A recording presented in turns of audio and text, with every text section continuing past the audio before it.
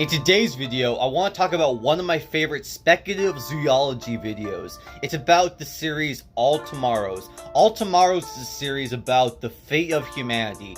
Humans are able to terraform Mars, they have a civil war, but they end up surviving. Things are pretty good. Then the Q come. The Q are an alien godlike species, and they decide they want to bioengineer the human race into flesh-like beings.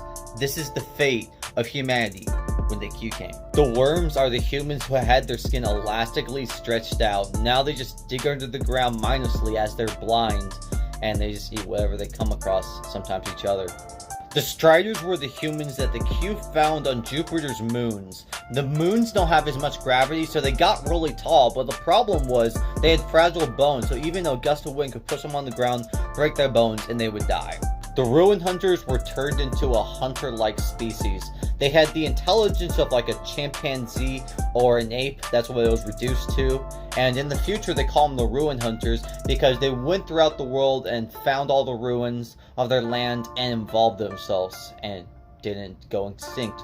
The Lopsiders were the humans who were able to adapt to living on a planet with more gravity. So the Q turned them to a flat, flesh-like species that crawls on the ground with 3 limbs, with 2 eyes, one on the front of their head and one on the top of their head, to be able to move around as they just mindlessly crawl around on the ground. The Tempters were essentially a human species that was made by the Q to be a living flesh decoration.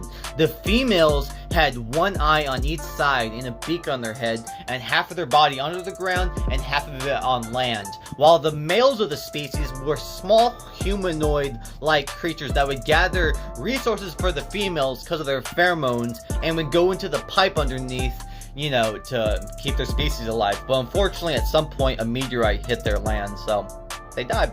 The Q were the remnants of humanity who fought back against the Q the hardest. The Q resented them for this, so they forced their species to be flesh-like bricks that retain their human intelligence, but they're unable to move, and they reproduce asexually. They were used as filters and as bricks for the Q's houses.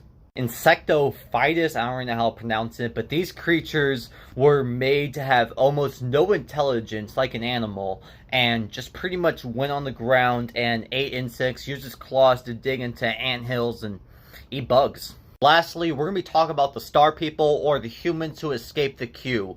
The humans who were able to escape made spaceships out of hollowed out asteroids and were able to adapt to zero gravity to escape them. Check it out yourself, the book's called All Tommorrows.